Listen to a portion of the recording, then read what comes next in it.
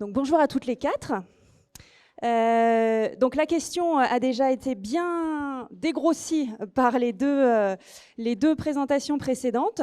Là, on va rentrer un petit peu dans la pratique, c'est-à-dire on a vu qu'il était important pour un sol d'avoir de la matière organique. Comment on apporte de la matière organique dans les sols? Donc ce que je vous propose, c'est déjà de vous présenter les unes après les autres. Donc on va commencer par Anne, si tu veux bien.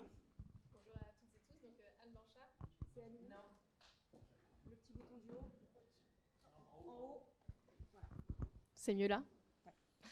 Donc bonjour à toutes et tous, Anne Blanchard, donc présidente cofondatrice de Soleco. Donc Soleco, c'est une entreprise qui est issue de l'Université de Lorraine que j'ai co-créée avec des associés suite à mon doctorat. Et donc au quotidien, on travaille sur les sols en milieu urbain et on réalise des diagnostics de qualité agronomique, pédologique et biologique des sols pour essayer d'améliorer leur considération dans les projets d'aménagement urbain et d'agriculture urbaine. Bonjour, donc moi je m'appelle Alix, j'ai rejoint les Alchimistes il y a 1 an.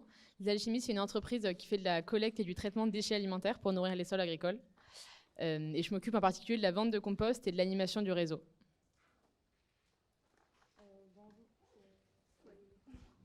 Bonjour à tous et à toutes, je suis ravie d'être parmi vous aujourd'hui.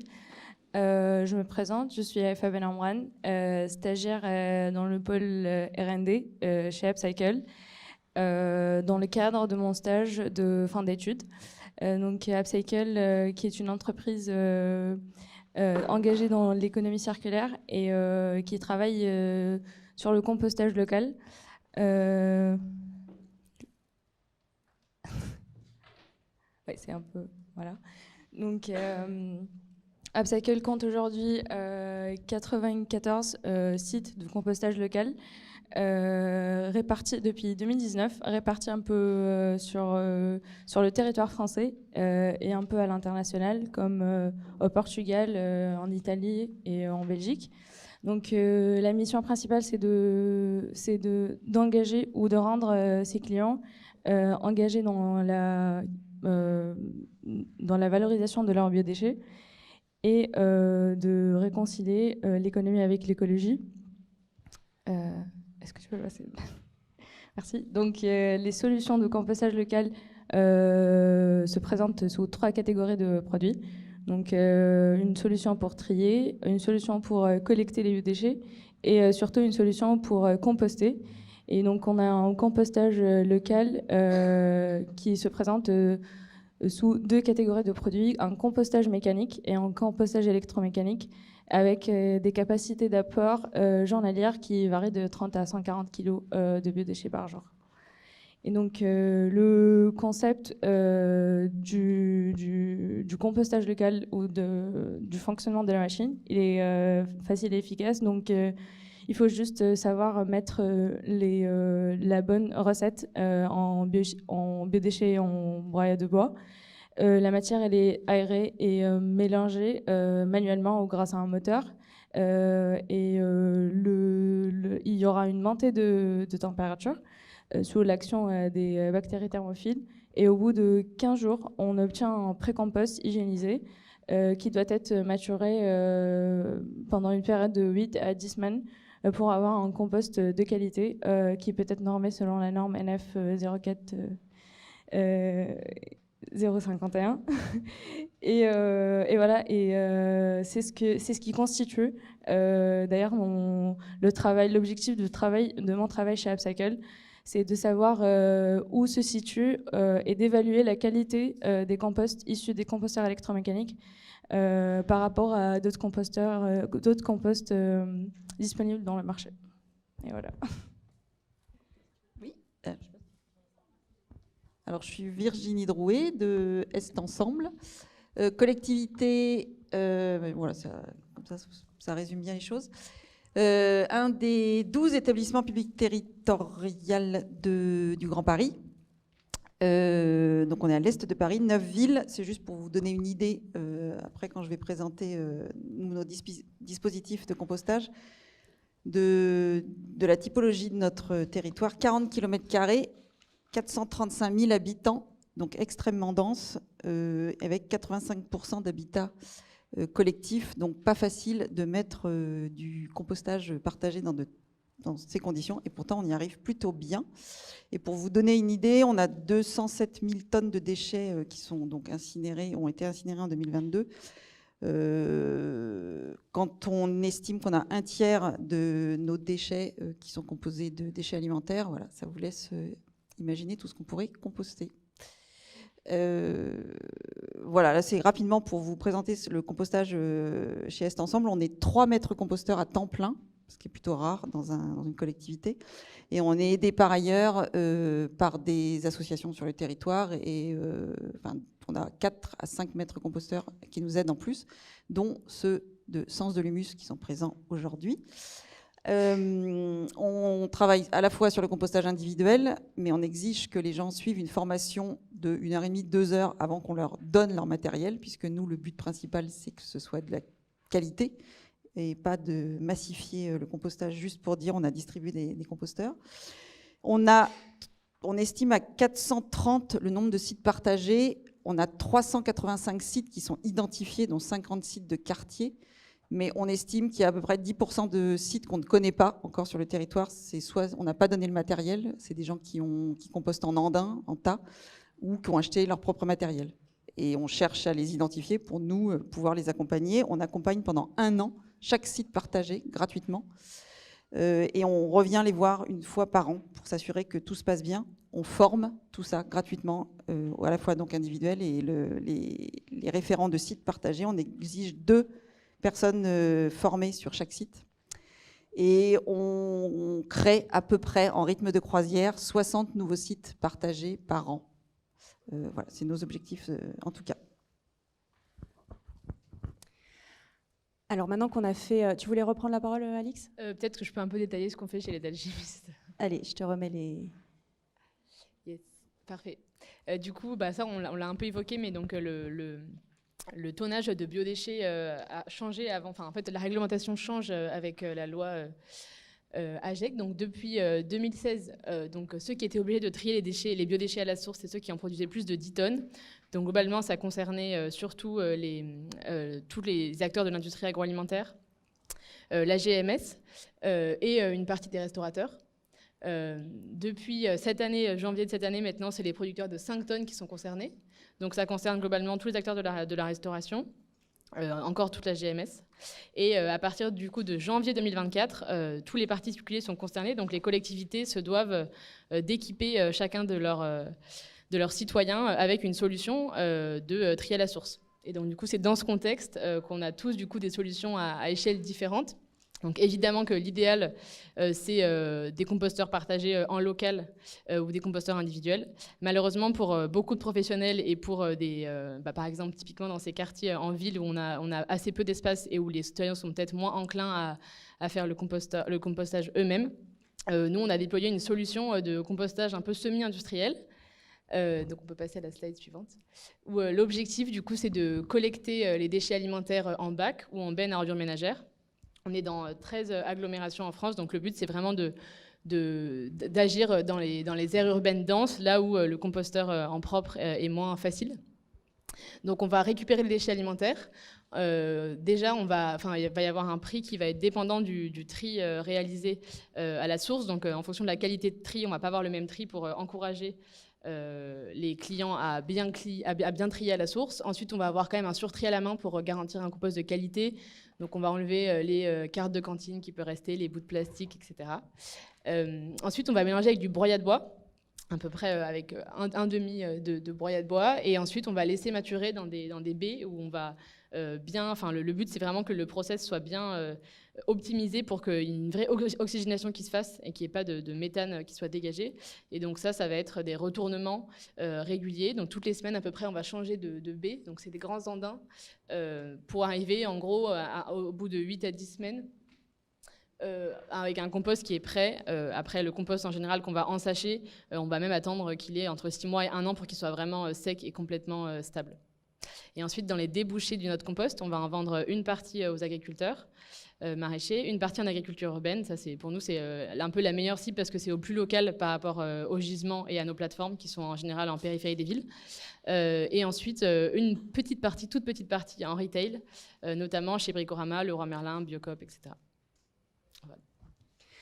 Alors justement, on voit qu'il y a différentes sources de biodéchets. Quelle est la différence? Quels sont les différents types de compost? Quelles sont les différentes techniques de compost? Ça, on l'a touché du doigt. Et quel est l'impact de ces différents types de compost sur la fertilité des sols? Beaucoup de questions. Je vous laisse vous passer les micros pour répondre conjointement.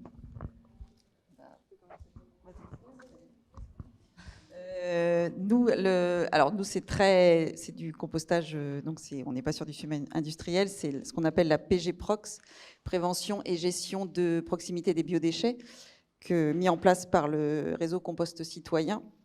C'est donc des techniques, là vraiment, ce qu'on appelle low-tech. Tout se fait avec nos petits bras. Pour les individuels, on va les former justement à la technique, c'est-à-dire, comme le disait Alix, bien mélangé, bien aéré. Il ne faut pas que ces bacs se transforment en pourrissoirs on met juste ces déchets et on n'y touche plus, on ne regarde plus, on ne veut même pas savoir ce qui se passe. L'idée, on leur explique, c'est de mettre donc de la matière sèche, un peu de nerf de la guerre, la matière sèche. Nous, on en achète 200 mètres cubes, Est Ensemble, qu'on met sur le territoire en 20 fois sur plusieurs endroits, à disposition des habitants. Donc ça, c'est pour les individuels. Les sites partagés, ils sont formés. On a donc 2 personnes formées pour bien mélanger. Et sites de quartier, là, c'est un gros travail. On a des cellules parfois qui atteignent 1000 mètres cubes. 1000 mètres cubes. Vraiment des gros sites. Au Lila, j'avais une photo tout à l'heure. On a un pavillon de compostage. Donc là, on a vraiment...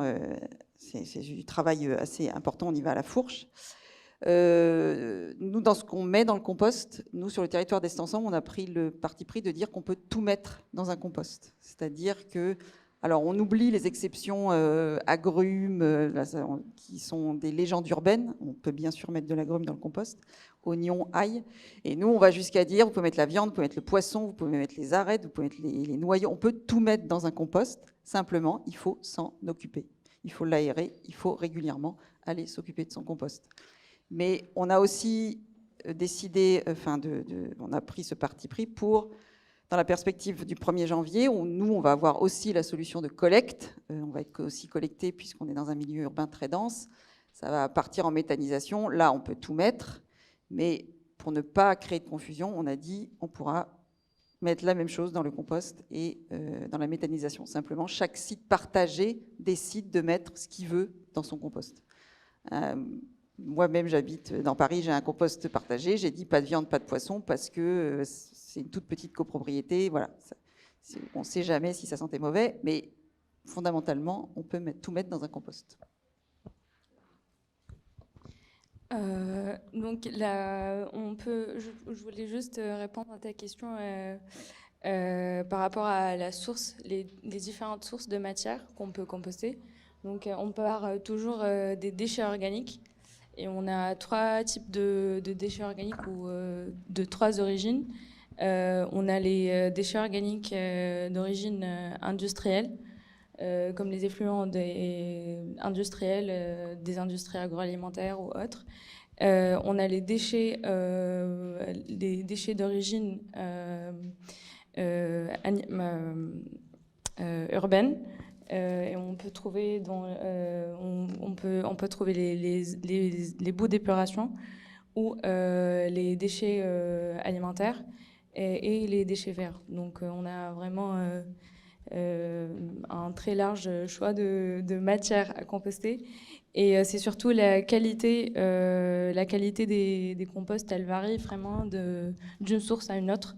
Donc elles diffèrent d'une source à une autre et ça dépend de chaque teneur de cette matière en éléments fertilisants. Pour répondre à la deuxième partie de la question sur l'impact et en tout cas les bénéfices de l'apport d'un compost sur un sol, comme on l'a dit ce matin, on l'a redit en début d'après-midi, un sol c'est finalement un processus qui est en perpétuelle évolution et cette notion de qualité, elle renvoie finalement à un équilibre qui est atteint entre les composantes biotiques et abiotiques, entre les caractéristiques physiques, chimiques et biologiques des sols. Pour un compost, c'est la même chose. J'ai envie de dire, il faudrait effectivement atteindre un équilibre. On vient de le dire, il y a différentes sources d'apport pour constituer un compost. L'intérêt est en fait de qualifier au même titre qu'on qualifie un sol et de qualifier effectivement un compost pour voir quel intérêt et quel bénéfice il pourrait avoir sur un sol en place. Et donc nous on dit souvent aussi qualifions le compost mais qualifions aussi le sol parce qu'on a des fois des sols qui n'ont pas forcément besoin d'avoir un apport de matière organique supplémentaire. On parlait tout à l'heure de la fin d'azote, voilà, ça peut être on va dire contre-bénéfique pour justement cet équilibre du sol que d'apporter certains types de compost ou d'apporter du compost tout simplement. Donc voilà, qualifions le compost, qualifions le sol en place, essayons de voir si ça a un intérêt, essayons de voir s'il y a une adéquation. Et à partir de là, on est sur des bénéfices. Alors dans les plus grands bénéfices apportés, que peut apporter un compost au niveau d'un sol, on est effectivement sur une amélioration de la structure avec tout ce qui est le processus d'humification, tout ce qui va être rétention de l'eau aussi. On a effectivement certains projets qui ont pu montrer qu'on avait une amélioration de la rétention avec cet apport de compost. Et puis, j'ai aussi envie de dire, je reviens sur l'aspect qualification des composts, c'est qu'on a beau apporter de la matière organique ou de la matière à décomposer, s'il n'y a pas les animaux, les organismes dans les sols pour faire ce processus de décomposition, ça ne marchera pas. Donc voilà, c'est aussi l'intérêt d'avoir une caractérisation de la biodiversité et des communautés biologiques qui vivent dans ces sols et pour s'assurer effectivement que la matière organique qui sera apportée sera effectivement bien décomposée. Alors justement, qu'est-ce qui se passe dans le processus entre le biodéchet et ce qu'on appelle un compost ?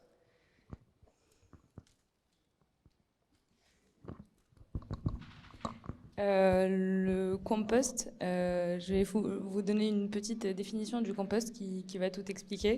Donc, en gros, le compost, c'est le résultat d'un processus biologique mettant en jeu des micro-organismes qui vont transformer, en présence d'oxygène surtout, qui vont transformer les biodéchets en une matière bénéfique pour la croissance des plantes et aussi pour la vie des sols.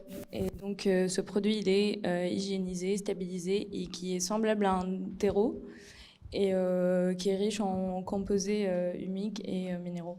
Donc,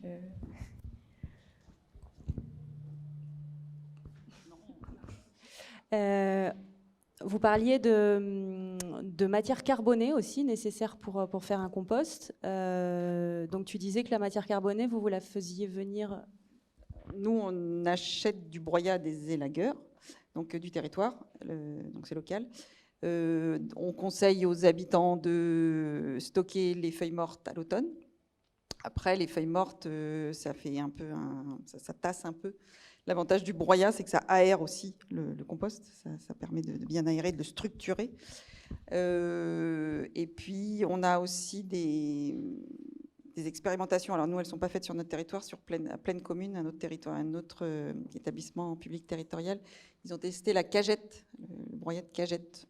Voilà. Pourquoi pas ? Je crois que les alchimistes, vous testez les palettes, hein, c'est ça, à Stein, j'étais allée. Oui, nous, en fait, on a 13 territoires sur lesquels on est présent avec, plusieurs plateformes qui testent différents. Enfin, le but, c'est évidemment de se fournir au plus local. Donc, d'une région à l'autre, on ne va pas du tout avoir forcément les mêmes matières carbonées disponibles. Effectivement, on utilise pas mal de broyats de palettes. Nous, c'est ce qui nous paraît le plus propre. Et c'est ce qui nous permet du coup d'avoir le moins de plastique à l'issue, alors que quand on travaille avec des paysagistes, etc., parfois on peut avoir un peu plus de plastique de reste. Donc ça, du coup, ça dépend d'une région à l'autre. Mais en tout cas, c'est sûr que le choix du broyat est hyper important dans la qualité du compost final. Et donc rapport C/N, les plastiques, on a commencé à en parler. Qu'est-ce qui fait un bon compost, un compost de qualité ? Et on a abordé aussi ce matin la question de est-ce qu'un compost n'apporte pas aussi n'est pas source de contamination pour les sols ? Quelles sont vos réflexions là-dessus ? Alors sur un compost de qualité, pour nous la réflexion c'est effectivement celle qui a été donnée tout à l'heure, c'est une question d'équilibre. Au même titre qu'un sol de bonne qualité, c'est effectivement un sol où on a un équilibre entre les différentes composantes. Alors il y a quand même des ordres de grandeur, il y a notamment le projet de recherche potager dont vous retrouverez le rapport final en libre accès sur Internet qui donne effectivement des éléments de grandeur sur ces rapports C/N, sur la capacité d'échange cationique, sur l'humidité d'un sol, de différents composts, pardon, qui ont pu être qualifiés. Globalement, c'est ce qu'on disait, un rapport C/N compris entre 8 et 12, une humidité aux alentours de 50%. Voilà, ce sont effectivement des grands ordres de grandeur qu'on peut donner sur des composts de qualité. Mais encore une fois, au même titre qu'un sol de bonne qualité, ça ne veut pas forcément dire grand-chose parce que tout dépend en fait de l'usage qu'on vient y mettre dessus. Un compost de bonne qualité, qu'est-ce qu'on veut dire par là, quoi ? C'est pourquoi bonne qualité, mauvaise qualité ? Donc tout l'enjeu, c'est de repartir de là et de l'usage et de ce qu'on veut en faire. Et effectivement, après, on parlait effectivement de la pollution ce matin. On peut avoir des sources de pollution dans certains composts. Tout dépend en fait, de ce qu'on a apporté pour créer ce compost. Donc là aussi, l'intérêt de qualifier avant un apport sur des sols en place pour être sûr qu'on ne vient pas juste déplacer une source de pollution ou polluer un sol qui n'était pas au préalable.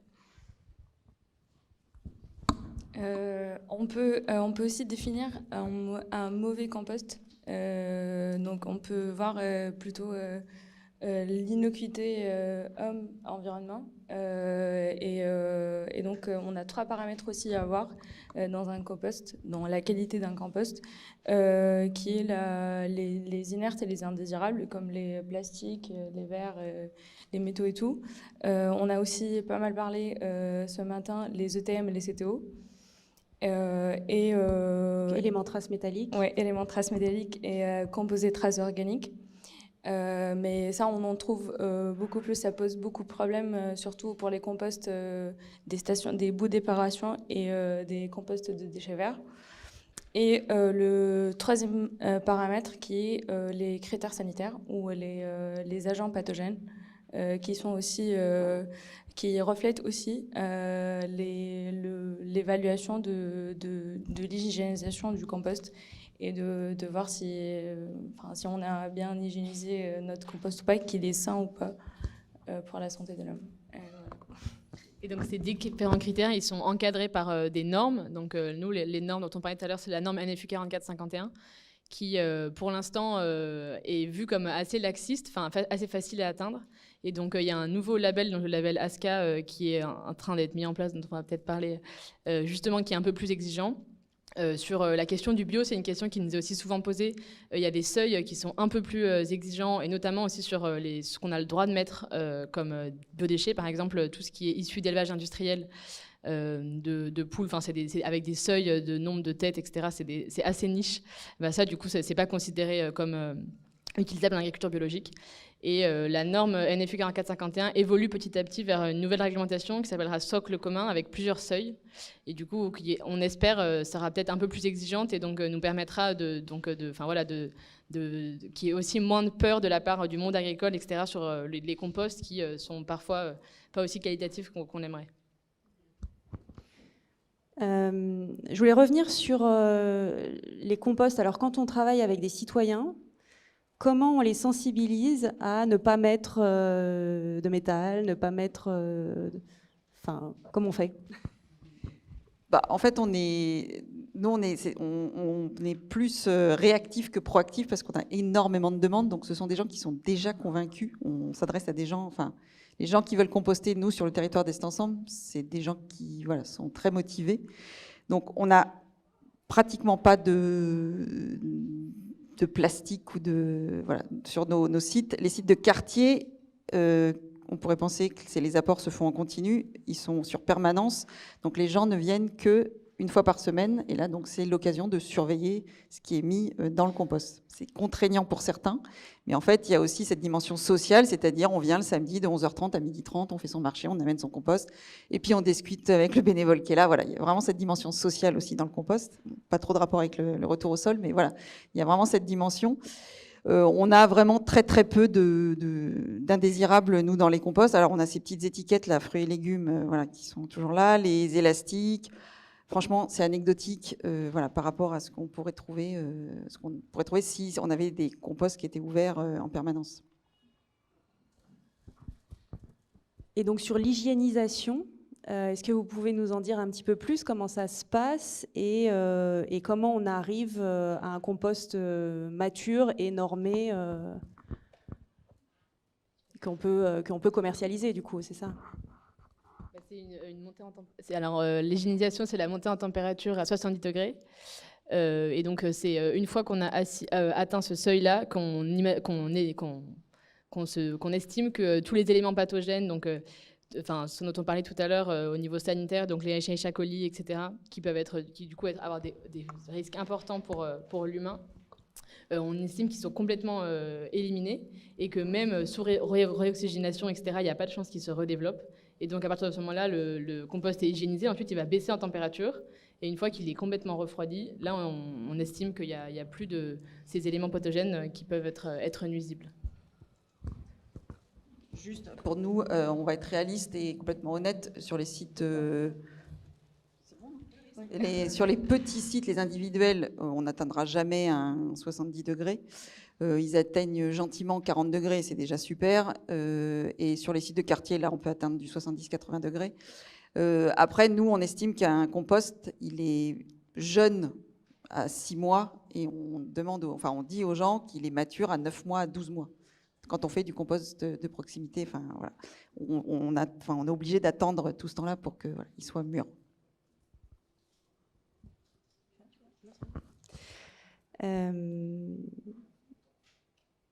J'ai perdu mon truc. Oui. Et donc, en termes de normalisation des composts, c'est une réglementation à quel niveau ? Est-ce qu'on a le droit de tout mettre dans les composts ? Je pense par exemple aux toilettes sèches. Bon, on a parlé de toutes les sortes de biodéchets, etc. Mais j'imagine qu'il y a plein d'enjeux sanitaires par rapport à la matière première des composts. Qu'est-ce que vous avez à nous dire là-dessus ? Là-dessus, les seuils ils sont estimés avec des catégories de sous-produits animaux. Donc, on va aller. Donc, nous, par exemple, sur une plateforme de compostage qui rentre dans la norme NFU 4451 et avec notre agrément sanitaire, c'est tout ce qui est jusqu'à SPAN 3. Donc, globalement, c'est tous les déchets alimentaires, etc. Mais en revanche, tout ce qui va concerner les déchets d'abattoirs ou de boucherie, donc par exemple de la cervelle, etc., ça va être considéré comme SPAN 2, et donc nous, on n'est pas capable de le traiter en propre. Donc il y a des seuils à respecter. Donc globalement, sur les déchets de table, on accepte tout, même si on a mangé de la cervelle, ça, il n'y a aucun problème. Mais sur les sujets industriels, il va y avoir des seuils un peu plus compliqués. Et l'autre réglementation qui va être complexe sur ça, c'est le bio dont je parlais, avec justement les déchets en provenance d'élevage industriel. Et sur le label ASCA dont on parlait tout à l'heure, ouais, il y a aussi un label ASCA qui est un peu plus exigeant, il n'est pas obligatoire, pas comme la norme, parce que la norme, si on produit du compost et qu'on veut le vendre, mettre sur le marché ou même le donner, tu peux pas le faire si t'as pas respecté, si tes analyses ils sont pas conformes à la norme. Par contre, le label ASCA, c'est plutôt une certification des plateformes. Donc, c'est une marque collective pour les plateformes de compostage, publiques ou privées, qui sont engagées dans la valorisation des biodéchets ou des matières organiques triées à la ressource. Donc, c'est la différence dans ce cas, c'est que le label, il est un peu plus exigeant, surtout sur les critères ou les seuils pour les ETM, CTO. Et il y a une autre exigence, et c'est dans la fréquence des analyses en routine qu'on fait pour nos composts. Donc, c'est un peu différent. Et le label ASCA, il permet aussi de certifier, du coup, pas seulement la qualité du produit qui est le compost, mais aussi toute la plateforme, le processus, le management de tout le processus de toute la plateforme. Donc, Et qui sont les acteurs qui permettent d'accompagner dans tous ces processus, qui fixent les réglementations c'est quoi l'écosystème un petit peu du compostage ? Pour en ce qui concerne la prévention et la gestion donc, de proximité, c'est le RCC, Réseau Compost Citoyen. C'est 860 membres, dont 20% qui sont des collectivités, 35% d'entreprises et le reste, c'est des particuliers qui sont adhérents. C'est un réseau donc, qui a mis en place toutes les... Le référentiel de formation avec l'ADEME, donc les référents de sites, guides composteurs, maîtres composteurs. Ils se réunissent régulièrement. Ils sont actuellement en train de se réunir. Il y a 10 réseaux régionaux. Ils sont en ce moment... les 10 réseaux régionaux sont réunis en ce moment pour toujours faire avancer donc, la pratique du compostage de proximité qui met en avant donc, le retour au sol, bien sûr, le low-tech, puisqu'on utilise très très peu de technologies énergivores, réduire l'empreinte carbone, hein, on transporte très peu de choses, c'est très très local, tout est géré localement, on n'a même pas le droit donc, de transporter ce compost, sauf si on le normait. Nous, Est Ensemble, on ne norme pas du tout notre compost, on fait des analyses de temps en temps. Comme on n'a pas vocation à le vendre ou à le transporter, il n'est pas normé. Voilà, pour en tout cas le compostage de proximité, il est régi par le RCC, enfin encadré par le RCC. Et sur le compostage semi-industriel, donc il y a un agrément sanitaire à obtenir. Et ça, on se rend compte que c'est assez complexe. Enfin, nous, les nouveaux entrepreneurs qui veulent se lancer dans le réseau alchimiste, on a une équipe qui s'appelle l'équipe SEV, donc qui va nourrir les différentes branches du réseau, qui va être une équipe technique au service de ces nouvelles régions. Et donc, on va faire ce qu'on appelle une assistance à la maîtrise d'ouvrage. Et donc, notre équipe technique va travailler pendant quelques mois sur l'ouverture de ce nouveau site, aider à monter le dossier qui est souvent assez complexe, bien comprendre les exigences de l'inspecteur, etc. Et ça, on se rend compte que c'est une expertise qu'on a eue petit à petit, mais pour un nouvel acteur qui veut monter un site de compostage semi-industriel sur son territoire, c'est assez complexe. Et donc, on essaie d'être au courant des nouvelles normes, etc. là-dessus, mais c'est pas évident. Et parfois, on va aussi aller, du coup, faire des missions pour l'externe. Donc, par exemple, une collectivité qui veut voir à quel point est-ce que c'est faisable de créer une plateforme de compostage. Donc, on va les aider à les accompagner, à évaluer le gisement et à évaluer l'assistance à la maîtrise d'ouvrage qu'on pourrait faire ensuite sur la création de la plateforme. Et donc, une fois qu'on a obtenu nos composts de super qualité, qu'est-ce qu'on en fait ? Comment on les remet au sol, ou est-ce qu'il y a d'autres destinations au compost qu'on crée ?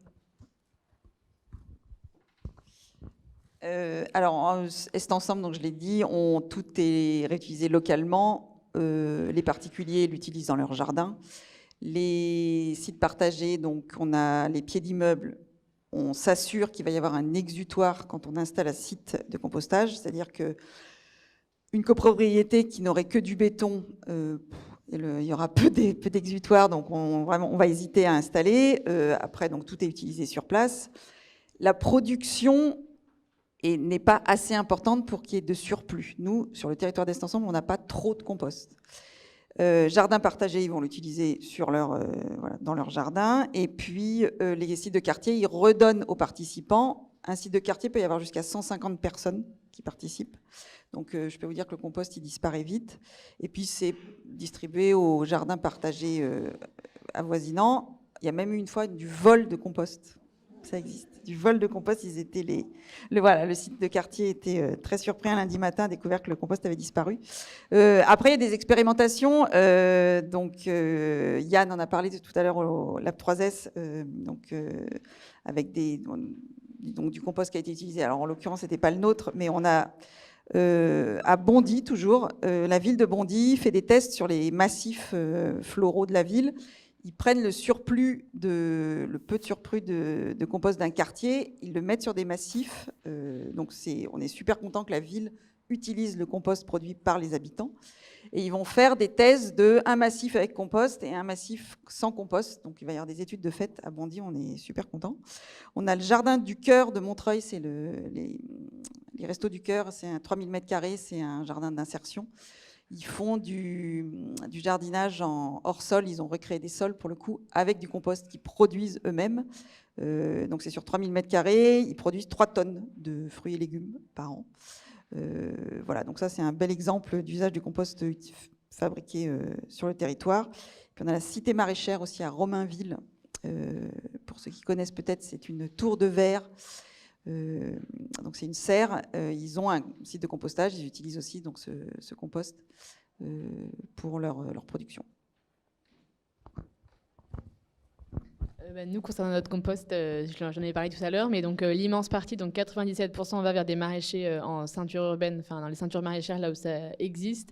À Toulon, par exemple, on va beaucoup aller vers des viticulteurs. Enfin, ça dépend aussi beaucoup du terreau local. Sinon, on va aussi travailler en agriculture urbaine aussi avec la cité maraîchère. Avec la commune de Stein, où on est implanté, aussi avec les jardins du château de Saint-Ouen, Pépin Production, tout près aussi de notre site de Pantin. Voilà, le but c'est de chercher des solutions au plus local. Et il y a aussi tout l'enjeu du criblage. Ça, c'est un sujet qui est assez compliqué pour les centres de compostage parce que souvent, on va avoir besoin de compost criblé 10 mm. Donc le but, c'est aussi de réaliser le compost en propre pour ensuite pouvoir utiliser le criblage en propre pour pouvoir ensuite écouler notre compost au plus local possible. Et parfois, il faut qu'on fasse un peu transporter le compost pour le cribler, donc ça pose un peu aussi des questions qu'on a dans différentes villes. Et du coup, nous, chez Sol Éco, c'est vrai que des fois, donc, quand on fait des diagnostics, notamment sur des contextes de renaturation ou restauration de sol, on peut préconiser un apport de compost, notamment quand on sait que la collectivité peut être engagée sur la démarche et a une disposition, enfin, à une source au niveau local. Et c'est ce que je disais tout à l'heure, on adapte toujours cet apport au futur usage qui est décidé sur le site d'études. Et donc, souvent, nous, je sais que dans nos dernières préconisations sur nos derniers terrain d'études, on préconisait pas un apport pur de compost, mais toujours un mélange compost et avec un peu aussi matière minérale, sable, etc. pour essayer d'équilibrer un peu tout ça et que ce soit effectivement compatible avec le futur usage sur le site de projet. Et justement, Anne, comment ça se passe quand un propriétaire foncier vous appelle et vous dit j'ai envie de remettre ce terrain en vocation productive? Qu'est-ce que vous faites comme analyse? Quelle est votre expertise pour arriver à des diagnostics et à proposer des solutions à ce propriétaire? Alors les analyses, c'est de façon très simple finalement un diagnostic agropédologique. Donc on va regarder notamment les caractéristiques physiques et chimiques du sol. Donc description de profil de sol sur site, donc là où on va relever tout ce qui est profondeur, le nombre d'horizons, l'épaisseur de chaque horizon, la couleur des sols associés, etc. Ensuite on prélève des échantillons qu'on analyse en laboratoire pour déterminer plutôt les caractéristiques chimiques. Donc on va être plutôt sur le pH, la CEC, le taux de carbone, le taux d'azote, les éléments nutritifs, etc. Si on est dans un contexte où il y a effectivement source de pollution potentielle ou si en tout cas l'usage amène un risque, on va effectivement se servir des mêmes échantillons, mais pour cette fois-ci des analyses plutôt sanitaires. Donc il y a la pollution, donc tout ce qu'on disait ce matin, les ETM, les HAP, etc. Et nous, on ajoute aussi le diagnostic biologique. Donc on fait des inventaires de biodiversité des sols, notamment tout ce qui est macrofaune et mésofaune, donc les plus gros organismes que vous voyez à l'œil nu, parce qu'on sait qu'ils ont un rôle effectivement très important dans la dégradation de la matière organique. Et à partir de là, on fournit des préconisations et des recommandations de gestion des sols, toujours adaptées à l'usage qui est voulu. Nous, on questionne toujours le promoteur ou la collectivité sur mais qu'est-ce que vous voulez en faire de ce sol? Et donc, on arrive à conclure si oui ou non le sol est compatible avec l'usage qui est souhaité. Et s'il n'est pas compatible, comment on peut effectivement essayer de le travailler tout en essayant de le conserver sur site pour éviter tout ce qui va être apport de terre végétale et les enjeux et les contraintes que ça amène derrière. Et donc, souvent, on préconise effectivement, soit ça peut être du paillage, apport de compost, etc., notamment quand on a des usages végétalisés ensuite.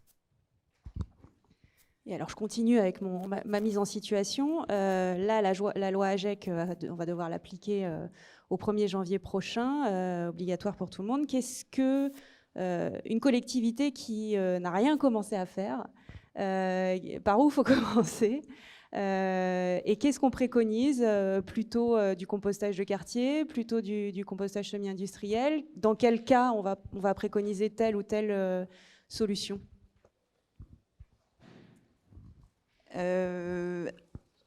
Alors, pour le compostage, ça va être difficile en 6 mois d'être efficace, hein, on va pas se mentir. En milieu urbain, on a conscience qu'il y aura de la collecte, on est obligé, c'est inévitable.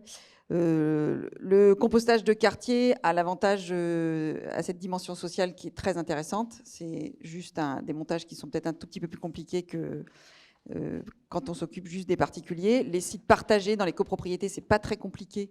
Et ça, c'est assez facile à mettre en place. Il faut juste s'aider, enfin se faire aider. Adhérer au RCC pour les collectivités, c'est quand même une bonne solution. Ça permet d'avoir les clés de la réussite. S'aider de le tissu associatif qui est déjà en place sur le territoire pour développer toutes ces solutions. Ils sont plus avancés que certaines collectivités. Et puis, moi, j'ai envie de dire aux collectivités, privilégier des solutions plutôt semi-industrielles que industrielles. Voilà, je ne vais pas vous cacher que la méthanisation n'est pas pour moi la solution la plus vertueuse. Il y en aura, mais voilà, si les solutions, si on pouvait faire plus de compostage semi-industriel que de méthanisation, je crois que nos sols, on serait ravis et l'environnement serait ravi aussi. Pas de complément? Mais justement, pour mettre en place du compostage semi-industriel, qu'est-ce qu'il faut faire? Il faut s'équiper, il faut se former, comment on fait? Il y a plusieurs manières d'organiser la collecte. Soit on va avoir des points d'apport volontaires, donc c'est un peu comme pour le verre. Alors à Paris, a priori, il y en aura surtout au niveau des marchés, il y en a déjà au niveau de tous les marchés et des écoles. Donc là, l'objectif, c'est que chacun amène donc son petit sac de biodéchets au point d'apport volontaire. Et après, les autres solutions, sinon ça peut être un nouveau bac en bas de l'immeuble, mais par exemple à Paris, ça peut être un peu complexe parce qu'on va avoir des cours assez étroites. Mais ça dépend des différentes villes. Globalement, ce qui se passe, c'est un gros appel d'offres qui va être mené par la collectivité et auquel, du coup, vont répondre plusieurs acteurs du biodéchet ensemble. Donc, ça peut être, souvent, ça va être des mix entre un Suez, un Veolia, les alchimistes, etc. Et ensuite, ceux qui gagnent l'appel d'offres vont, du coup, porter le marché pendant une durée déterminée. Souvent, c'est des phases d'expérimentation de 2 ou 3 ans. Et ensuite, donc, ça tourne à chaque fois. Voilà. Tu parlais, Virginie, de la méthanisation. Quels sont les enjeux? Enfin, la question s'adresse à toutes. Hein. Quels sont les enjeux? Quel est le coût pour une collectivité de partir plutôt sur du compostage ou plutôt sur de la méthanisation? Et qu'est-ce qui peut définir le choix qui est réalisé? Je ne vais pas m'aventurer sur les coûts. Voilà, ça c'est un peu, voilà, ça coûte très très cher. On va pas se mentir. Hein, la gestion des déchets Est Ensemble, c'est le pôle le plus important au niveau du budget. Méthanisation, c'est vraiment ce que tout le monde connaît. La méthanisation, c'est des camions en plus. Alors en plus en Île-de-France, ça part loin parce qu'on n'a pas de méthaniseur proche autour de Paris en tout cas. Ce qui concerne Paris, on n'a pas de méthaniseur à côté. Il y en a un qui est en construction à Gennevilliers. Il y a le problème des capacités des méthaniseurs. On les construit pour recevoir 50 000 tonnes par an et puis finalement on n'en a que 20 000. Alors il faut l'alimenter pour que ce soit rentable. Donc on a aussi ce problème-là. C'est un mélange de déchets alimentaires, de déchets agricoles, puis parfois c'est pas assez alimenté. On va produire. On utilise des terres agricoles pour produire des cultures pour alimenter le méthaniseur. Voilà. C'est ce qui s'est passé en Allemagne. Ils ont fait beaucoup de méthaniseurs et puis ils n'avaient pas assez de matière pour que ce soit rentable. Alors oui, on produit du gaz, on produit de l'électricité. C'est juste ce ratio qu'il faut faire entre l'énergie dont on a besoin pour construire ces infrastructures et l'énergie qui en ressort. Voilà. Ceci étant dit, la méthanisation, faut pas faire un trait dessus. C'est juste, il faut à long terme évaluer nos besoins réels pour pas construire à tout va et se retrouver avec des méthaniseurs qui seront surévalués. Après, il y a aussi le problème du gaspillage alimentaire, hein, au niveau de l'alimentation.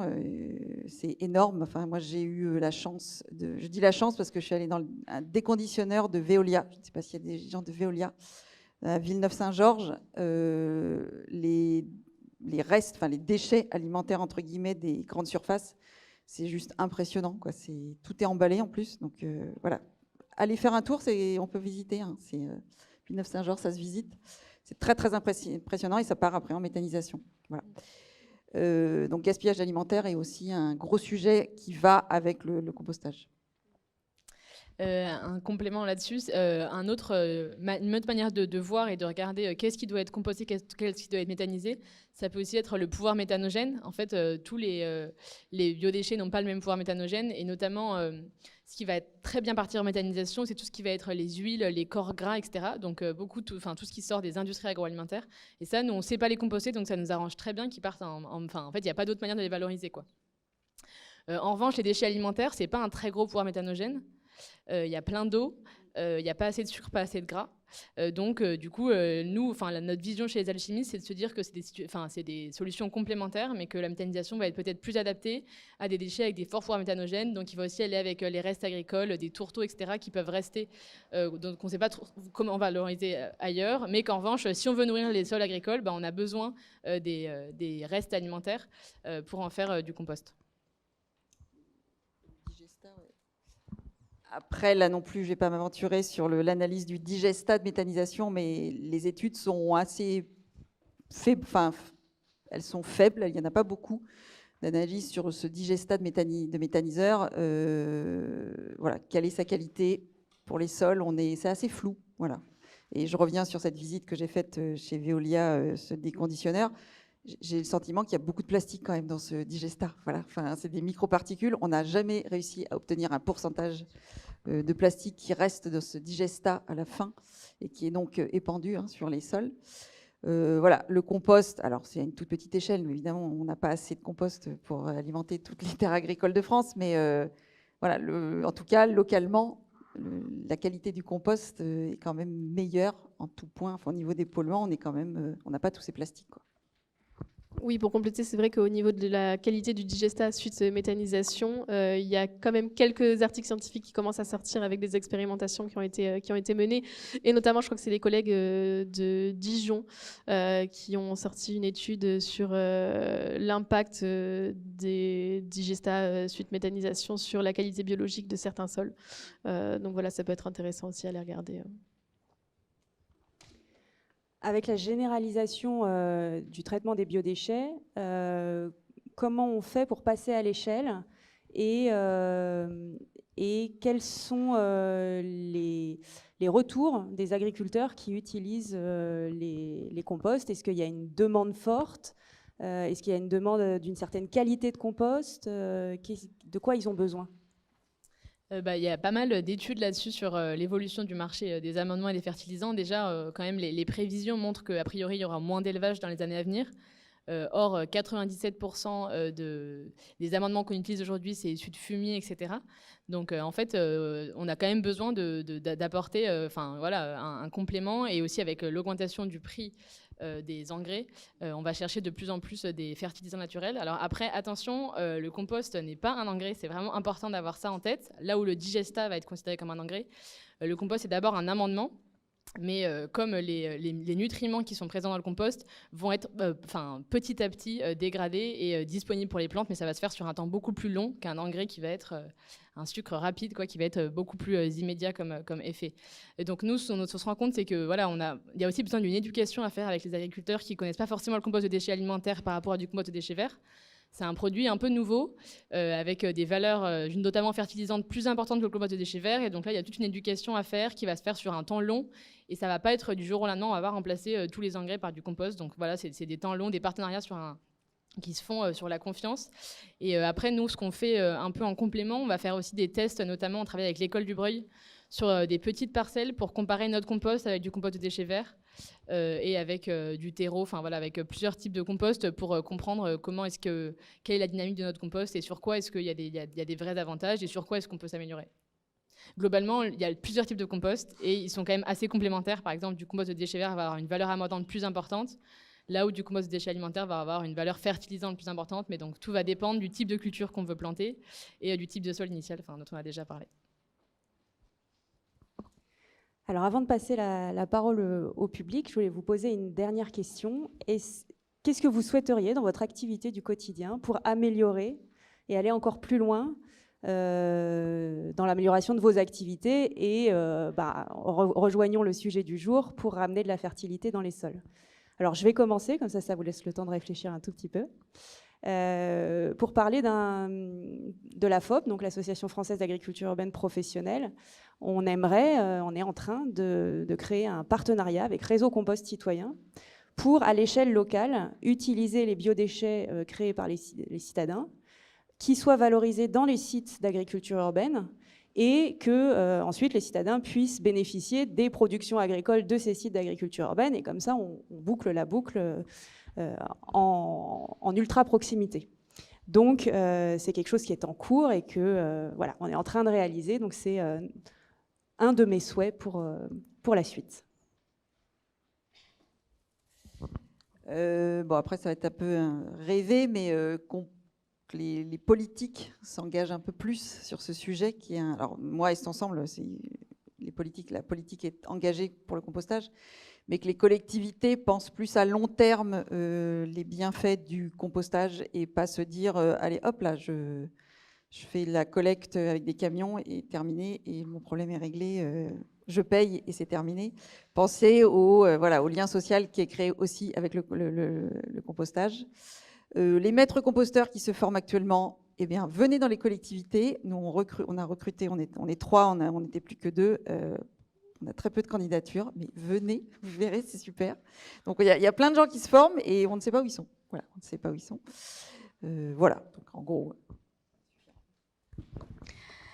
Moi, je dirais que mes souhaits, moi, toute petite parenthèse, je viens de la Tunisie, je suis tunisienne, et donc mon souhait, c'est que, en Tunisie, dernièrement, on a vraiment un problème de gestion de biodéchets, et à certaines villes, là où on n'arrive pas à gérer nos biodéchets.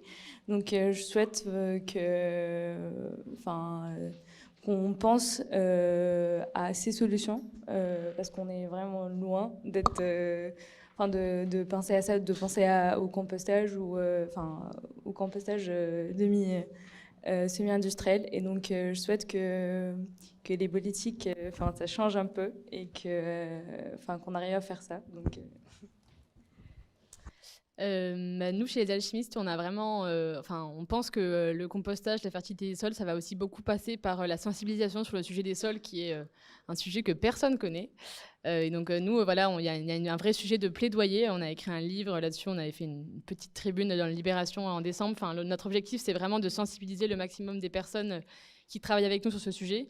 Et donc, ça va aussi passer par sensibiliser les scolaires sur ces sujets, sensibiliser nos partenaires, nos équipes en interne. Et donc, notamment, ça passe par le déploiement d'outils comme l'atelier des sols vivants ou des outils équivalents un peu fresques des sols qui vont nous permettre de mieux comprendre ces enjeux-là. Et on pense qu'en comprenant mieux ça, on va avoir envie plus de trier, de faire plus de compostage et de favoriser le retour au sol de la matière organique. De mon côté, ce serait plutôt de se dire qu'aujourd'hui, il faudrait qu'on arrête de modifier les sols pour qu'ils puissent répondre à un usage et qu'on vienne plutôt adapter l'usage au sol en place. Et ça suppose effectivement d'avoir une meilleure connaissance de ces sols qu'on ne connaît pas, qu'on connaît encore moins quand on se situe en milieu urbain. On a la chance, effectivement, on l'a dit ce matin, d'avoir un réseau de mesure de la qualité des sols au niveau national qui a répertorié énormément de caractéristiques sur l'ensemble du territoire français. Pour l'instant, les sols des milieux urbains, ce sont des taches blanches qui ne sont pas caractérisées, elles sont en train de l'être, mais c'est effectivement difficile d'avoir des sondages sous les pavés, le bitume, etc. Donc profitons effectivement sur des sujets de désimperméabilisation, de réhabilitation de friches, etc., de pouvoir faire ces diagnostics de qualité agronomique, pédologique, biologique pour essayer d'amender des bases de données sur la qualité des sols urbains et essayer de montrer aussi que c'est pas parce qu'on est sur des sols situés en ville, on l'a très bien dit ce matin aussi sur la première intervention, qu'on est forcément sur des systèmes qui sont dégradés ou fortement anthropogènes anthropisés par l'homme. On peut être aussi sur des systèmes qui finalement sont passés un peu à côté des activités humaines et aujourd'hui assurent des fonctions et des bienfaits qui sont tout aussi essentiels pour répondre aux enjeux de la transition écologique. Donc voilà, en synthèse, ce serait juste améliorer notre connaissance sur ces systèmes-là. Merci à toutes les quatre.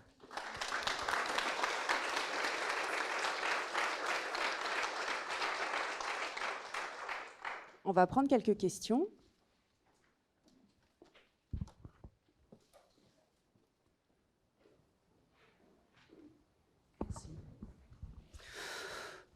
Bonjour, je voulais revenir sur l'impact du plastique dans le digestat. Tout simplement, m'excusez, je reprends mes esprits. Avec la généralisation donc, du tri à la source, on a bien compris que le compostage de proximité ne pourrait pas tout absorber, et même le compostage semi-industriel. Donc la collecte va se mettre en place de façon massive. Et là, ce matin, en arrivant, vous avez pu voir qu'il y avait un joli petit bac en plastique avec un sac en plastique à l'intérieur, dans lequel on invitait les gens donc, à mettre leurs biodéchets. Que va devenir ce sac plastique ? Voilà, il va être collecté avec des centaines, des milliers d'autres sacs plastiques et envoyé sur une plateforme soit de méthanisation, soit de compostage industriel ou semi-industriel, mais en tous les cas, en ce qui concerne le compostage industriel, on ne va pas retirer ces sacs plastiques qui sont friables. Et donc, il faut savoir que ces sacs plastiques sont composés au minimum de 20% de vrai plastique, entre 20 et 60% de polymère, qu'on va donc remettre dans la terre avec le compost industriel ou avec le digestat. Voilà, l'usine de méthanisation dont parlait Virginie tout à l'heure à Gennevilliers, ils annoncent pour traiter 50 000 tonnes donc de biodéchets par an, ils vont produire 43 000 tonnes de digestat. Donc cet engrais qui va directement aller dans les champs. Voilà, et dans lequel il y aura forcément des microparticules de plastique. La faille, je la trouve énorme, qu'on incite donc les habitants à mettre tout simplement leurs biodéchets dans des sacs en plastique, voilà, du polymère. Donc, de toute façon, avec ce système-là, on va avoir du plastique dans les sols. Voilà. Qu'en pensez-vous ? Est-ce que je me trompe ? Est-ce que je dis des bêtises ? Voilà.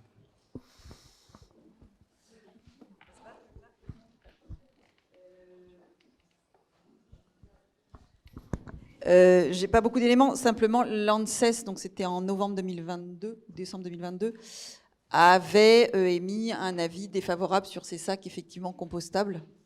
Donc, on a bon espoir que ces sacs compostables un jour disparaissent effectivement et qu'on utilise plutôt du papier craft pour mettre ces déchets alimentaires.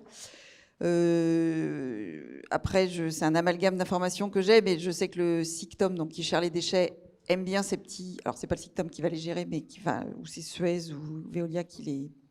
Je confonds un peu tout, Veolia et Suez qui les prend. Ça leur permet d'éviter les jus, du coup, ces petits sacs en plastique. Du coup, la poubelle est un peu plus propre. Parce que le sac craft, voilà, vite fait, c'est tout dégoûtant. Puisque les gens vont apporter sur ces points d'apport, donc ils ne vont pas venir avec leur petit panier. Bon, bref, c'est toute une discussion. Il faudrait que les gens vident en fait leur bioseau à chaque fois que ce soit en vrac, donc c'est plus compliqué à nettoyer. Enfin, il y a tous ces éléments et c'est un peu compliqué à gérer, mais je suis d'accord avec toi, Emmanuel. Ces petits sacs en plastique biodégradables, nous, le compostage de proximité, déjà, on n'en veut pas dans nos bacs, c'est proscrit. Alors, peut-être qu'en compostage, non plus, voilà, semi-industriel, c'est pas mieux. Donc, voilà, on va se battre pour qu'ils disparaissent. Et puis, voilà, on va faire donc, il faudrait peut-être intervenir auprès du SICTOM. C'est un plaidoyer qu'il faut qu'on porte, oui, bien sûr. C'est ce... Voilà. Merci.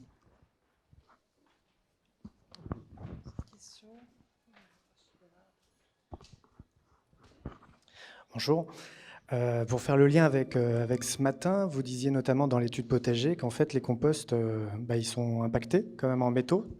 même s'ils respectent la norme NFU 44051, il y a quand même un sujet sur les flux, parce que la norme NFU 4451 demande à ce qu'il y ait des flux qui soient respectés sur 1 an et sur 10 ans.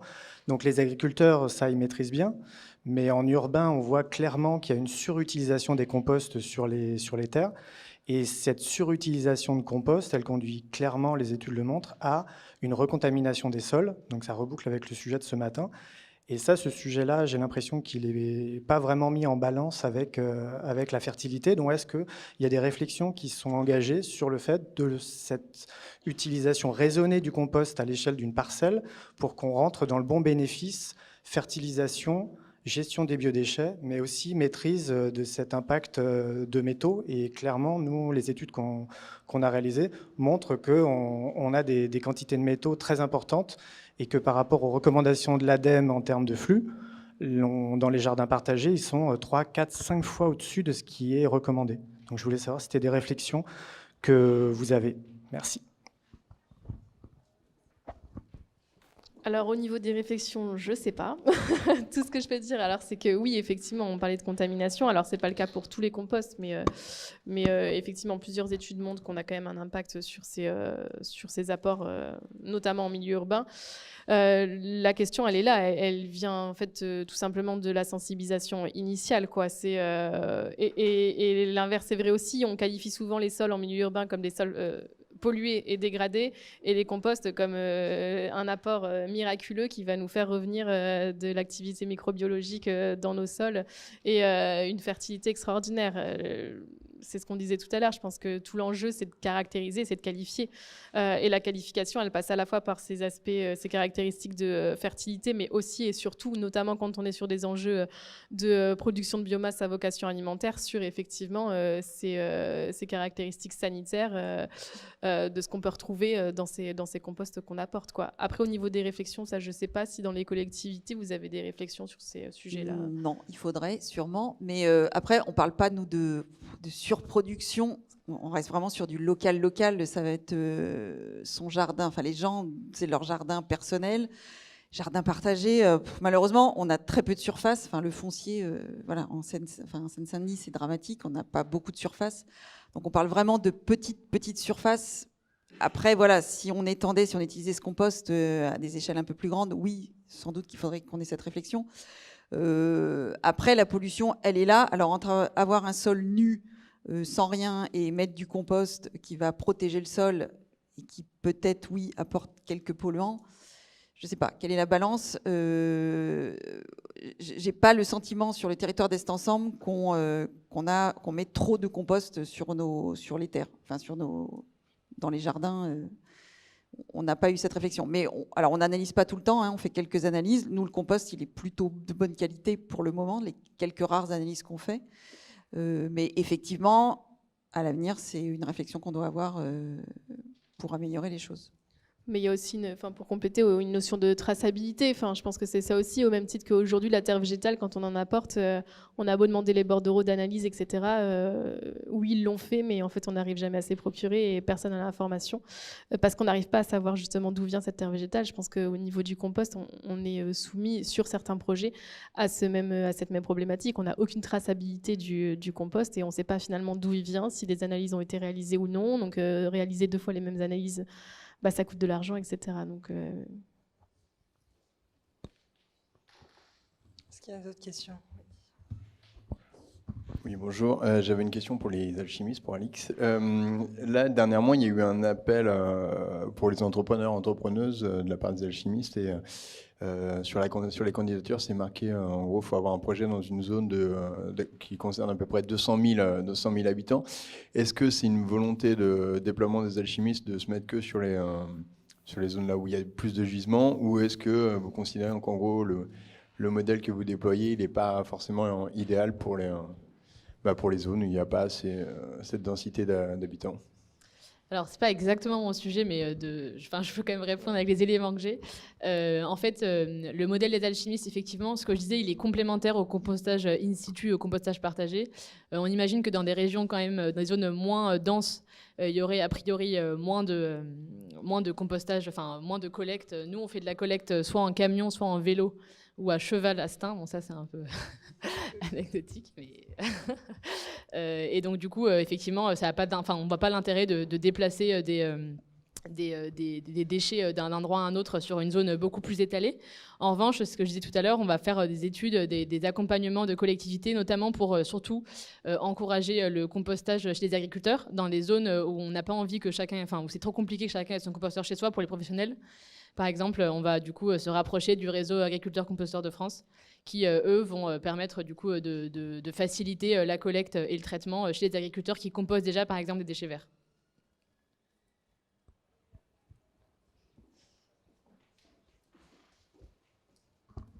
Merci. Maximilien Kegler, du coup, je suis collègue d'AIFA chez Upcycle sur les sujets de R&D. Moi, je fais un peu juste une réaction sur les deux questions qui ont été posées, puisque c'est des sujets qui me parlent, puisqu'on y a travaillé justement chez Upcycle. Donc, sur le sujet des plastiques compostables, moi, je partage un petit peu votre retour sur le volet, alors pas tant sur le plastique compostable en lui-même, puisqu'il a été plutôt démontré dans les études, en tout cas, c'est l'ADEME qui a pas mal statué là-dessus, que, en gros, le sac compostable a tendance à bien se dégrader. Par contre, il ne sert pas à grand-chose, c'est-à-dire qu'il ne produit pas de carbone dans les sols, il a tendance à être un peu inutile. Donc effectivement, finalement, au final, il redevient une forme de déchet pas très souhaitable, parce que souvent quand même fait à partir de matières issues de la pétrochimie, donc il se dégage dans l'atmosphère. Donc en fait, c'est un peu comme si on l'avait brûlé. Donc pas terrible, pas terrible. Et le gros problème qu'on a aussi, c'est la confusion en fait du visuel qu'on a de ce sac plastique avec les autres plastiques. Et ça, je sais qu'il y a d'autres acteurs qui peuvent parfois en témoigner sur certains projets de collecte vis-à-vis des particuliers, où en fait, on se retrouve à avoir cette confusion qu'on n'a pas avec un sac craft du fait de jeter du vrai plastique qui n'est pas du tout compostable et qui génère encore plus de pollution. Et ça, c'est un souci.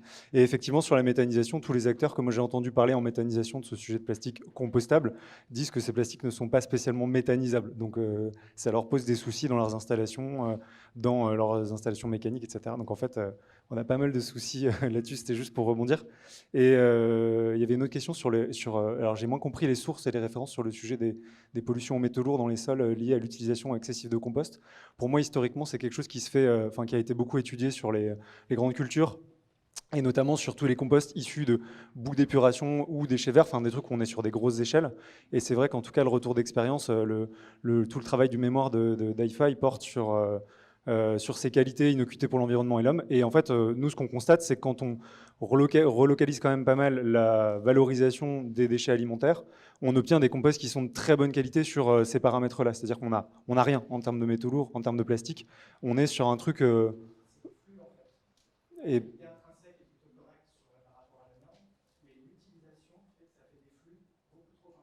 D'accord.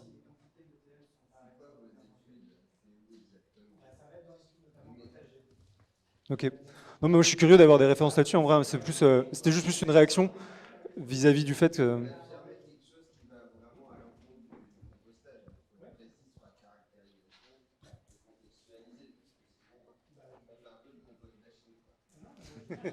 moi, je ne l'ai pas pris trop comme ça non plus, mais...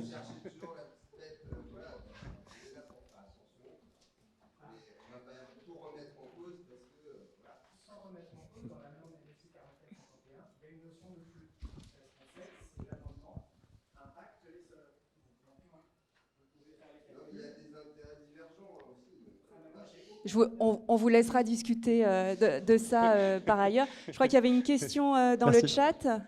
Pardon, Maxime, tu avais fini ?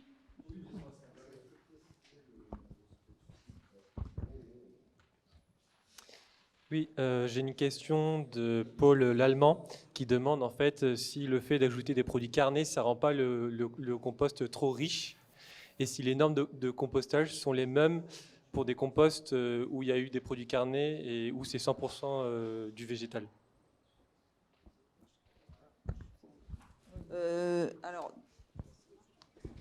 Quand on dit aux habitants du territoire, vous pouvez mettre la viande et le poisson, on ne parle pas de 50 kilos de viande. Enfin voilà, c'est le petit reste de gras, c'est très faible au final.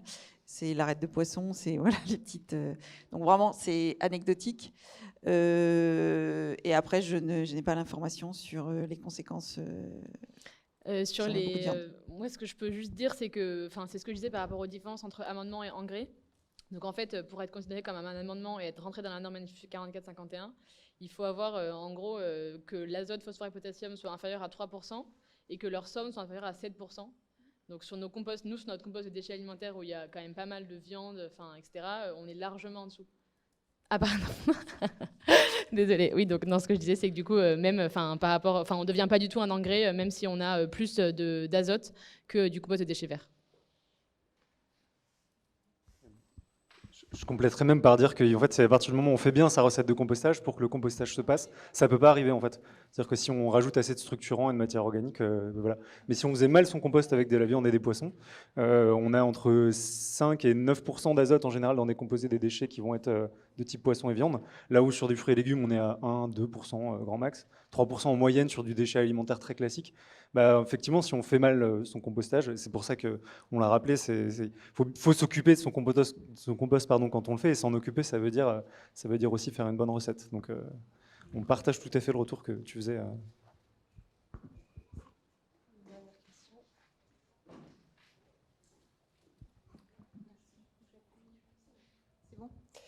Moi, je voulais revenir sur la question de la structuration du marché qui va s'ouvrir au 1er janvier 2024 avec la loi sur le compostage obligatoire. En fait, parmi les personnes présentes à la table ronde, enfin les entreprises représentées, on a différents types de procédés en fait. On a le compostage on va dire mécanique, qui est pratiqué dans les jardins partagés, les collectivités, etc., avec tout le soutien associatif, bénévole en fait, qui est le lien social qui fonctionne, etc. Tout à l'heure, Virginie a dit, qu'il y avait un certain optimisme par rapport à, comment dire, au compostage obligatoire en 2024. Moi, je suis urbaniste, je considère qu'il y a une carence en foncier. Voilà.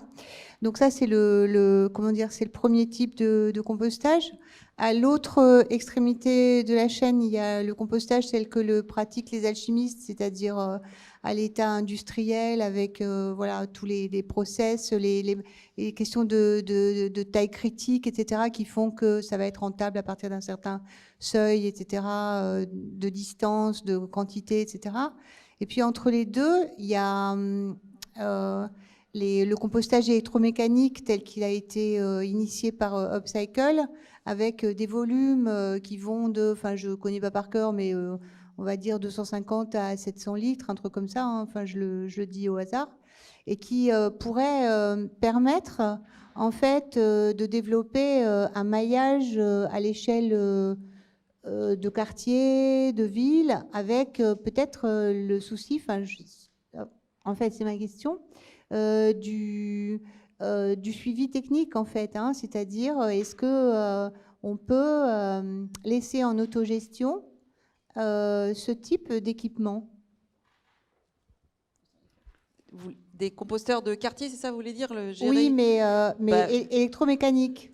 Ah, électromécanique. Est-ce qu'on pourrait imaginer, est-ce que ça, parce que il me semble que ça a été fait à titre d'essai, je ne sais plus si c'est les alchimistes ou Upcycle qui avaient commencé à implanter, à proposer à des collectivités d'implanter des composteurs électromécaniques de quartier. Je ne sais pas ce que c'est devenu cette expérimentation.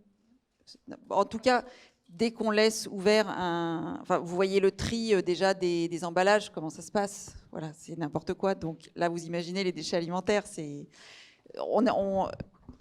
très difficile. En tout cas, actuellement, c'est difficile de se dire que les gens vont faire ça correctement. Donc actuellement, non, on ne peut pas laisser les gens libres de faire ce qu'ils veulent. Et je corrige juste une chose. C'est pas ma question. En fait, ma question, c'est comme ça a été expérimenté. Je voulais savoir ce qu'avait donné l'expérience. Voilà. En pure autonomie, en utilisation en pure autonomie du composteur, ça n'a pas été le cas. En tout cas, c'est pas nous, a priori. Et nous, ce qu'on constate et ce qu'on partage de la plupart des retours, c'est quand même qu'il y a un peu de technicité à faire du compost. En tout cas, il faut s'en occuper correctement. Et nous, on a plutôt placé un de nos enjeux chez Upcycle dans le fait de rendre autonome les clients, les gens qui travaillent avec nous, dans le fait de faire du bon compost, de le faire correctement, de réussir à trouver leur source de déchets verts, de bien faire leurs recettes, etc. Et et l'enjeu principal, il va être là. Sur ce qui va être à destination plutôt d'habitation, de particuliers, etc., généralement est plutôt géré par des structures qui vont faire de l'insertion, de l'accompagnement dans des quartiers, dans des zones de pied d'immeuble, qui font déjà par ailleurs de la gestion d'espaces verts, de la gestion de déchets, tout un tas d'activités. Donc, et là, je pense à des gens qui font aussi partie du réseau AFOP, comme les régies de quartier, etc. Donc on a besoin de ces acteurs-là, en fait. On a besoin d'acteurs de terrain qualifiés. Enfin, vous aviez 5 maîtres composteurs, je crois, sur Est Ensemble, en plus des 3. Enfin, donc, il y a besoin de cette animation, en tout cas, on pense, même si je pense que tout le monde peut apprendre à faire du compost, hein, a priori, et je pense que c'est une éducation qui va se faire, mais c'est un peu comme tous les apprentissages qu'on fait au niveau de la sobriété et de vivre autrement. On a besoin de temps pour que ça se fasse. Et aujourd'hui, la pure autonomie, je pense que c'est un peu compliqué à avoir directement. Nous, je sais que chez les alchimistes, effectivement, on avait pendant un temps les composteurs électromécaniques. Je ne sais pas s'ils étaient en pure autonomie, je pense que j'étais pas là, ça m'étonnerait. Mais surtout, nous, le retour qu'on a eu, c'était qu'au début, on pensait que ça allait vraiment faire du compost en aussi peu de semaines. Et finalement, en fait, en sortant du composteur électromécanique, mais ce que disait Aïfa, c'est que c'est pas un compost, c'est un compost pré-hygiénisé. Et donc, il y a aussi après de la maintenance, etc., qui doit être réalisée par des équipes sur place, quoi. Ça ne sort pas comme ça, utilisable directement. Oui, la question de l'enrichissement, en fait. Hein, enfin, c'est ça. De le rendre vivant, en fait, la question de l'enrichissement. C'est-à-dire qu'il est, du fait qu'il est hygiénisé, il a une certaine inertie, en fait. Enfin, je ne sais pas le dire en termes techniques, mais non, c'est pas ça. La maintenance, c'est quoi Quand ça monte en température, c'est au début, ça va monter à donc 70 degrés au mieux, mais après ça redescend, et là il y a d'autres micro-organismes qui rentrent en jeu. En fait, au début, à 70 degrés, il n'y a pas de verre, il n'y a rien, c'est des champignons, c'est des bactéries, mais il n'y a pas de vie. Enfin, à 70 degrés, vous imaginez, c'est énorme. Donc après, ça redescend en température, et là il y a tout un travail, c'est d'autres organismes qui prennent le relais, c'est les vers, les colamboles, voilà, tous ces... toutes ces cloportes, voilà, on voit souvent dans le compost, qui prennent le relais. Et je me permets juste une petite réflexion. On adorerait que le compostage soit obligatoire au 1er janvier 2024, mais le compostage ne sera pas obligatoire au 1er janvier 2024. C'est le tri à la source des biodéchets qui est obligatoire. Et voilà. Mais on adorerait que le compost, et on adore les médias, les grands médias qui annoncent que le compostage va être obligatoire, c'est magnifique. Je ne sais pas au niveau du timing, Marie, j'ai 2 réactions.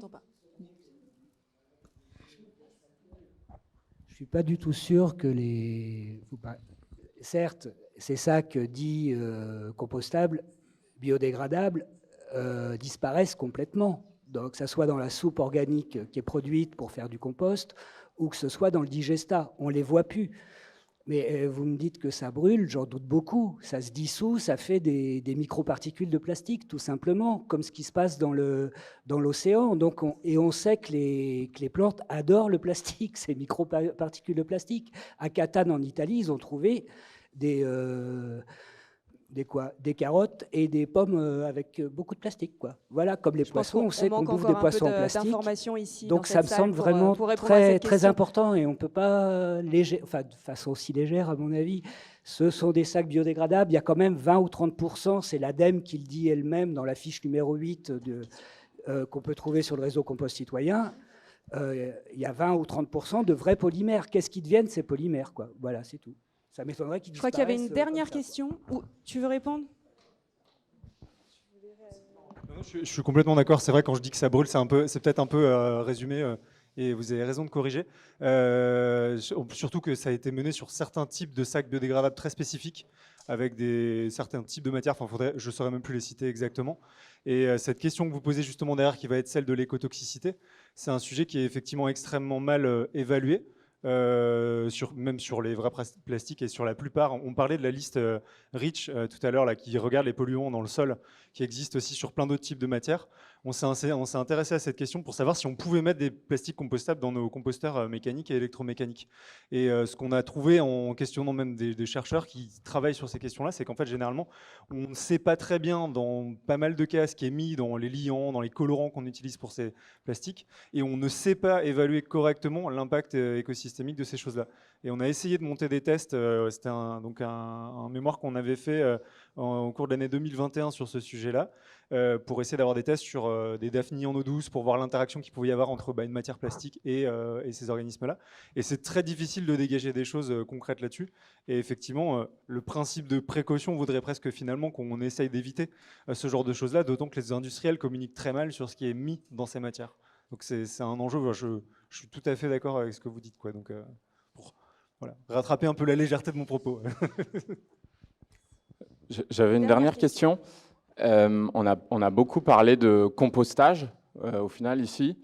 Et en fait, il y a aussi tout ce qui est, j'ai entendu le compostage de surface, compostage à froid, etc., qui est au final l'effet de que ce soit du déchet alimentaire ou du déchet vert, de mettre directement sur le sol, sur les parcelles. Là, c'est vrai qu'on a beaucoup parlé de compostage, et je reviens un peu à la question qui est la fertilité des sols. Est-ce que finalement, mettre ces biodéchets, en fait, sans les composter directement sur une parcelle, c'est pas plus bénéfique en termes de fertilité du sol? Alors, ça a un intérêt dans tous les cas, parce que c'est ce qu'on disait, je ne sais plus dans quelle présentation il y a eu les mots qui ont été prononcés, c'était donner le gîte et le couvert. Donc, à partir du moment où effectivement il y a de toute façon de la matière qui peut se décomposer, et on va avoir... Alors, si on est en milieu urbain, il ne faut effectivement pas qu'il y ait des barrières infranchissables pour les organismes qui vivent à la surface du sol. Mais en tout cas, on a bon espoir effectivement qu'il y ait une activité biologique qui se développe et donc soit présente sur les premiers centimètres de sol. Après, je vous avoue, je n'aurais pas assez de recul sur cette question-là pertinemment en disant est-ce que ça améliore considérablement, oui ou non, la fertilité du sol, si on compose directement, enfin, si on dégrade directement sur le sol ou si on passe par un processus de compostage. Moi, je reviendrai juste tout simplement à ce qui a été dit précédemment, c'est qu'il faut aussi faire attention, même quand on met ces déchets organiques directement à la surface du sol, c'est pourquoi, qu'est-ce qu'on veut en faire? Est-ce qu'on veut juste effectivement les dégrader ou est-ce qu'on veut amender notre sol? Et si on veut amender notre sol, attention à la surfertilisation qui, dans tous les cas, il y a un moment, on atteint un optimal et si on retombe de l'autre côté de la courbe, on n'est plus bon parce qu'effectivement, on va bloquer énormément de processus qui se passeraient dans un sol à l'équilibre, quoi. Très rapidement. C'est l'acceptation sociale aussi en milieu urbain, dans la copropriété, mettre voilà. Très difficile. Dans un jardin partagé, oui, ça pourrait se faire. Mais déjà, des gens le compostent dans la boîte, tout ça, il va y avoir des rats, des moucherons, des odeurs, tout ça. Donc voilà, épandre, c'est très difficile. Je pense qu'on peut les applaudir encore. Merci à vous.